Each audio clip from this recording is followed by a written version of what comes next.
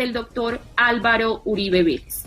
Para ese efecto, se dispondrá que a través de la Secretaría de este despacho se libre la respectiva boleta de libertad y las comunicaciones a las autoridades competentes. De otro lado, como quiera que se prestó una caución a efecto de garantizar los compromisos que se derivaban de la sustitución de esa medida de detención preventiva que actualmente se cumple en el domicilio del doctor Álvaro Uribe Vélez, se dispondrá a través del Centro de Servicios Judiciales se cumplan con las gestiones necesarias para la devolución de la misma. De esta decisión, entonces, quedan notificadas las partes en estrados y contra ella proceden los recursos de ley. Señor fiscal. La decisión de la juez 30 en el día de hoy no altera mi íntima convicción de respeto por la justicia y de acatamiento a sus decisiones. No obstante, no compartimos esa decisión, por supuesto, y vamos a apelarla. Y sobre todo, nos parece muy grave que el señor fiscal Gabriel Jaimes haya desarrollado un libreto político en esta actuación. Es evidente su parcialidad y por lo tanto consideramos que no hay ninguna garantía para los derechos de las víctimas en este proceso.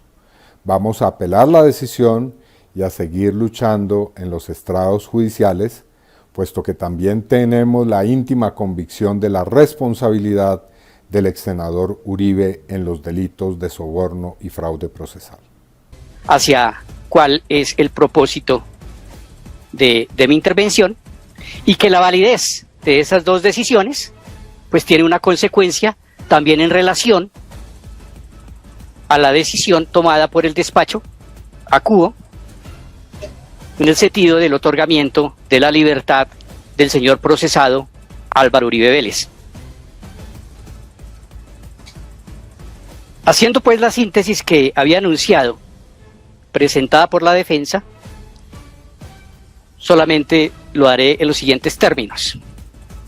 Uno, empezó por hacer un resumen, una reseña del discurrir procesal, partiendo desde febrero de 2018, tiempo del que se ocupa precisamente este proceso que debatimos. Y relacionó las diferentes actuaciones principales, por lo menos, que se presentaron.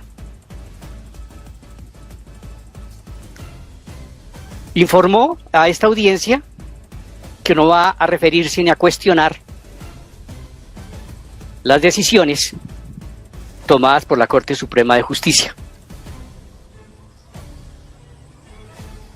También dijo que no postulaba nulidad alguna, que el problema a plantear era si la medida de aseguramiento perdía eficacia o no al pasar el expediente o el caso o el proceso al gobierno de la ley 906 del llamado sistema acusatorio. Y realizó un discurso para manifestar que desde el diseño legal y constitucional la medida no tendría vigencia. Incluso en algún momento dijo si conservaba o no conservaba la validez. Por eso el tema de la validez, en todo caso, también va a ser motivo y tema de mi exposición. Dado que finalmente, si no conserva validez, según la postura de la defensa acompañada por la Procuraduría y la Fiscalía, lo actuado por la Corte, pues estamos hablando precisamente de un desconocimiento de esas decisiones. Y se trata de ver si efectivamente entonces la defensa tiene razón en sus planteamientos.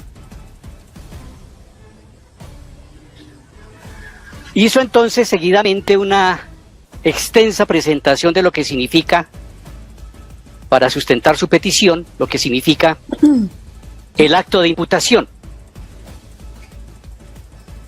Y no voy a referirme a cada detalle para brevedad de mi exposición y porque todos conocemos, empezando por la jueza Cubo y por supuesto la segunda instancia, de lo que implica y de lo que significa, de lo que es una imputación. Pero para centrar la discusión, diré entonces que se resumiría en una frase después de todo ese análisis, es que la medida de aseguramiento debe preceder necesariamente a la imputación, y que si no hay una imputación para el procesado Álvaro Uribe Vélez, pues mal podría haber una medida de aseguramiento a la luz de la Ley 906, procedimiento en el que ahora estamos inmersos. Y que por tanto, pues digamos que la consecuencia necesaria es que ni la indagatoria ni la definición de situación jurídica operaría, quedaría absolutamente inane, inválida, borrón total. Digamos que ese es el planteamiento central. Respalda su petición en dos decisiones de la Corte Suprema de Justicia, el caso conocido como el caso Santrich, o el señor Santrich, para decir que tampoco hay lugar a la adecuación de un procedimiento a otro, en este caso de ley 600 que operaba y operó en la investigación que se llevó ante la Corte Suprema de Justicia, y que no es posible de ninguna manera entonces hacer esa adecuación, y para apoyar eso entonces trae una decisión de la Corte Suprema de Justicia que es la del señor Santrich.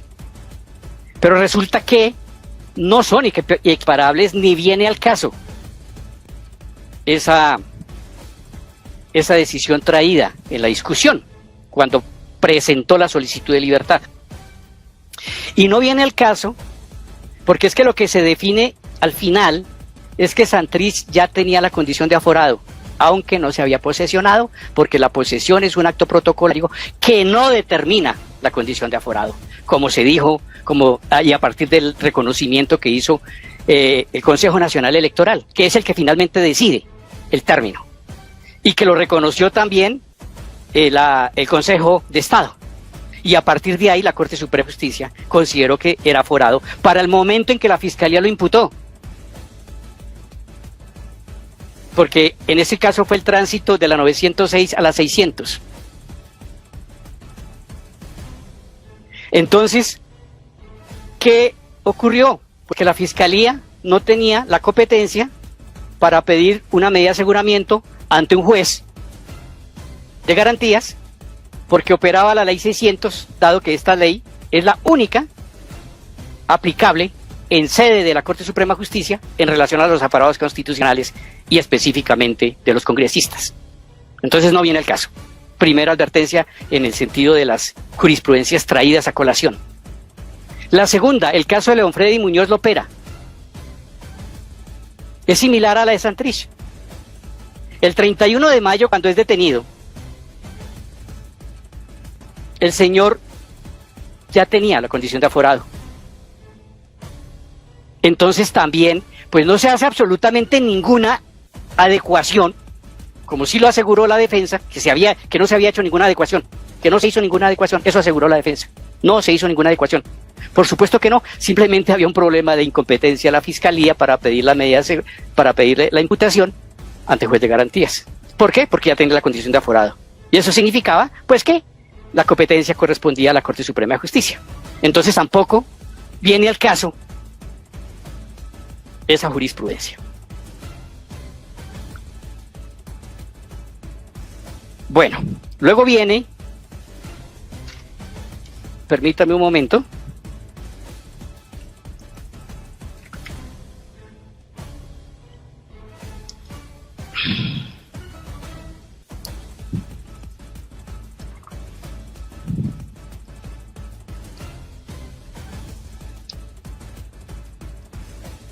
que si se dice por parte de la segunda instancia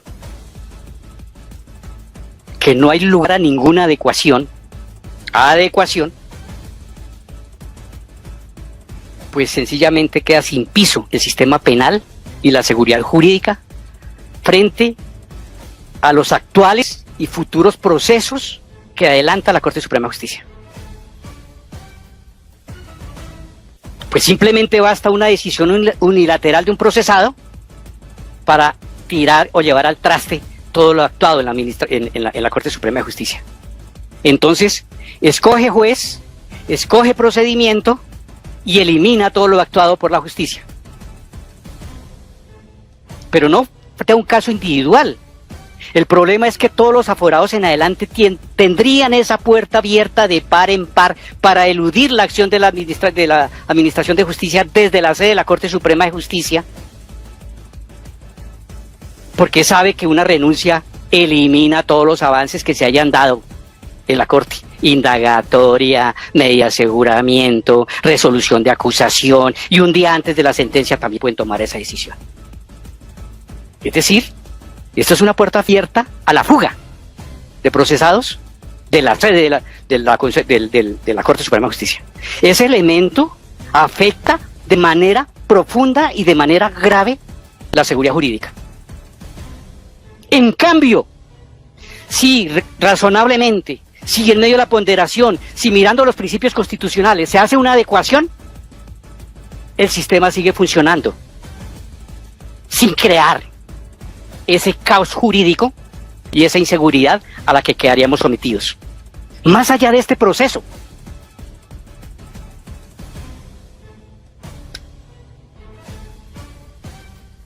para terminar, y agradezco su atención, señora jueza, y disculpas también a la segunda instancia por si es demasiado prolongado este alegato, pero siento que se ha centrado en lo sustancial. Solicito que se remitan a la segunda instancia los documentos que se allegaron al juzgado, para que también tengan la posibilidad de ser examinados por la segunda instancia. Y particularmente solicito que sea enviada la resolución de definición de situación jurídica que hizo la Corte, como la indagatoria, que está en manos del despacho. Pero también solicito que se remita toda la documentación que como parte civil presentamos al despacho. Porque es que, y lo digo porque las víctimas tenemos derecho a manifestar cuáles son nuestras preocupaciones frente a esta situación. Y es que a partir de la detención preventiva ordenada por la Corte, se incrementaron espantosamente y de manera exponencial las amenazas y la persecución de diferentes maneras contra Iván Cepeda Castro, mi representado.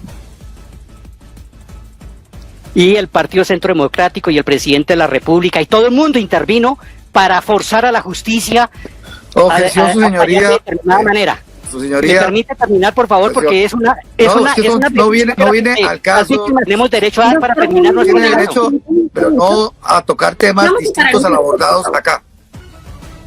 Doctor Jaime Granados, por favor. Doctor Granados, nosotros mandamos, perdone, señora jueza, una cosa, es que nosotros mandamos los documentos y los tienen ustedes. Yo no estoy tocando temas que no hagan parte de lo que aquí se está discutiendo, porque estoy hablando de procesos y de documentos que están en la actuación. Eso hace parte de la actuación, se lo mandamos al juzgado y se los mandamos a ustedes.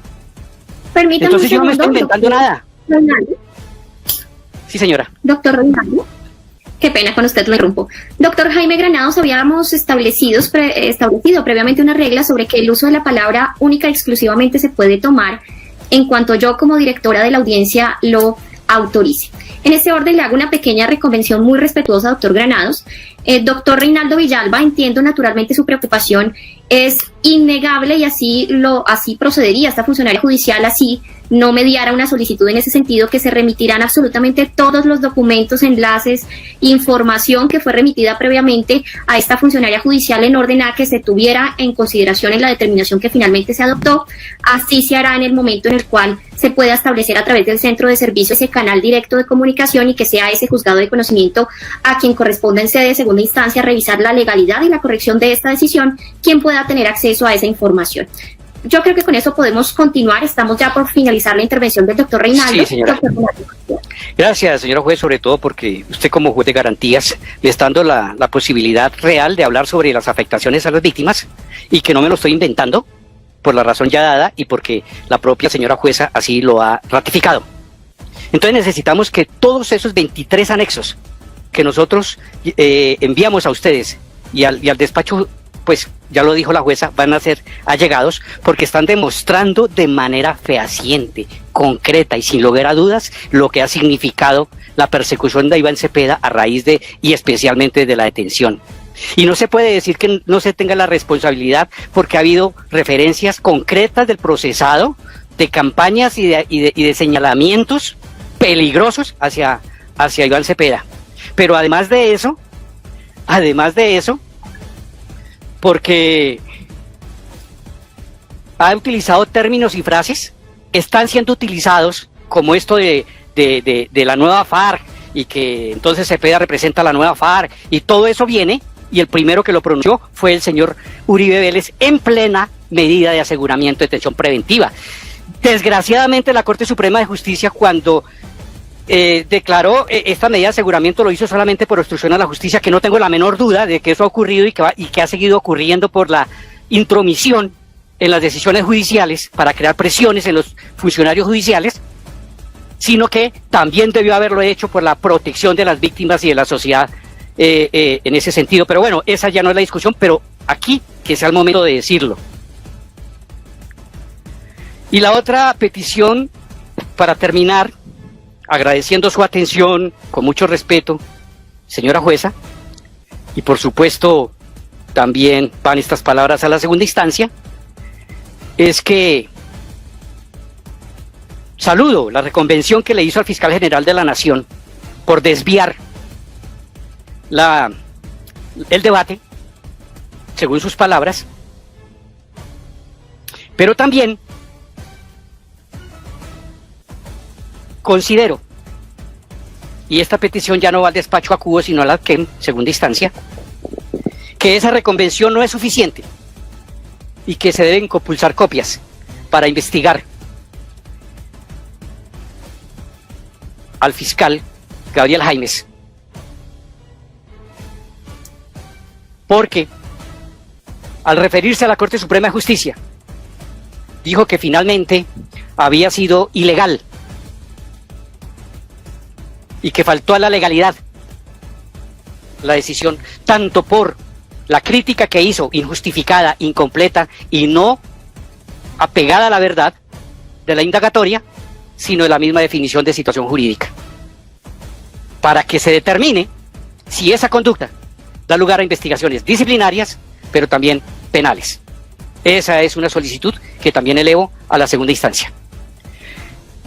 Dicho esto, termino mi argumentación en la apelación reiterando la solicitud a la segunda instancia de que declare con validez total la actuación y las decisiones tomadas por la Corte Suprema de Justicia, que la adecuación se debe hacer, por supuesto, en la 906, partiendo de la última decisión tomada por la Corte, esto es, la vigencia de la medida de aseguramiento, respaldada por una legal decisión tomada y realizada en la indagatoria.